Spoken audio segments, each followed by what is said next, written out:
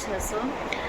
આજે અમે બહાર જવાના છે એટલે બ્લોગ બનાવું છું, નહીં તો એમ તો મને બ્લોગ બનાવવાનો ટાઈમ મળતો જ નથી. હું તમને દર વખતે કહું છું. અને હમણાં 6 મહિનાથી ઘણા બધા પ્રોબ્લેમ હતા. અમારા દાદા સસરા પણ બીમાર હતા અને તે ઓફ થઈ ગયા.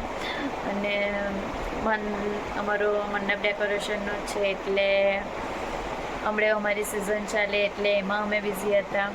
એટલે ઘરમાં ડેઈલી બ્લોગ તો મારાથી ઉતારવાનો ટાઈમ જ નથી મળતો. જવાના છે એટલે આજે વિડીયો બનાવવાનો ટાઈમ મળ્યો. અને આજે અમે શિરડી જવાના છે ફેમિલી સાથે. હું તૈયાર થઈ ગઈ છું અને 4 વાગી ગયા છે. અને જો મોક્ષુબેન સૂતી છે એને ઉઠાડીને રેડી કરીશ હમણાં, ને થોડીક વારમાં અમે જઈશું. મોક્ષુ પણ તૈયાર થઈ ગઈ છે હવે. અને આ રૂમની હાલત તો બહુ ખરાબ થઈ ગઈ છે. હમણાં બધું સામાન અડધો નીચે લઈ જવાનો છે અને આવીને બધું સરખું થશે હવે.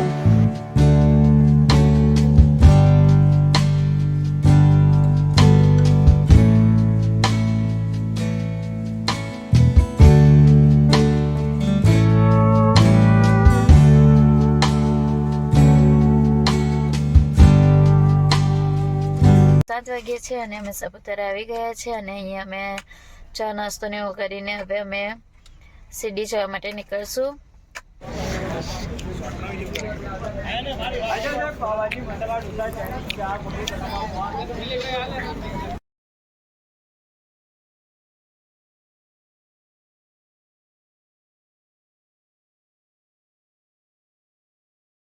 અમે જમવા માટે અહીંયા હોટલ બિટ્ઠુ માવલી કરીને ત્યાં જમવા માટે ઊભા રહ્યા છે. અહીંયા હવે મોક્ષુબેન રમશે કે મોક્ષુ રમવાની ને?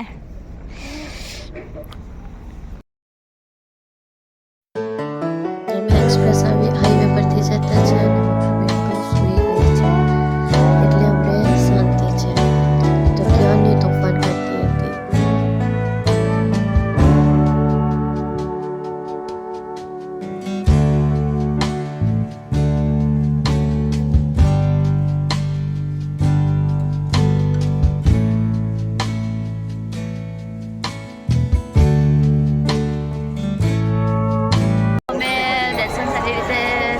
કરી દીધા છે. અમે 9 વાગ્યાની આજુબાજુ આવેલા હતા ને હવે 11 વાગ્યા છે. દર્શન કરવામાં બહુ લાઈન હતી.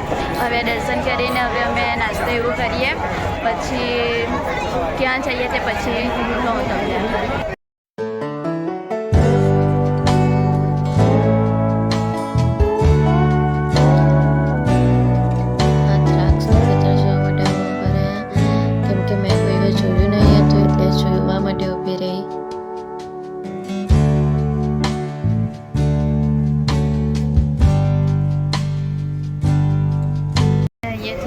સાપુતારા જવાના છે. સપ્તશૃંગી જવાના હતા પણ એ પ્લાન કેન્સલ કરીને હવે સાપુતારા જઈએ.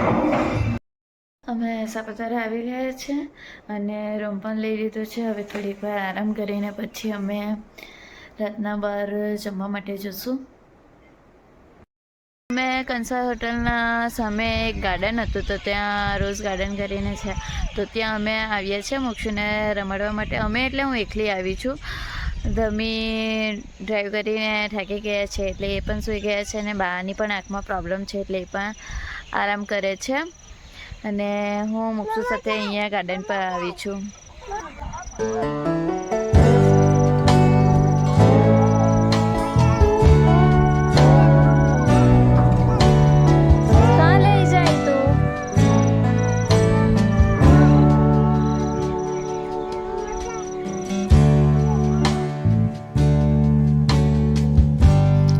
સાથે અમે બીજા ગાર્ડનમાં આવીએ છીએ ફેમિલી સાથે. અને મોક્ષુબેનને બહુ મજા આવે છે અહીંયા. અને મોક્ષુને ફિશ જોવા માટે લાવીએ છીએ.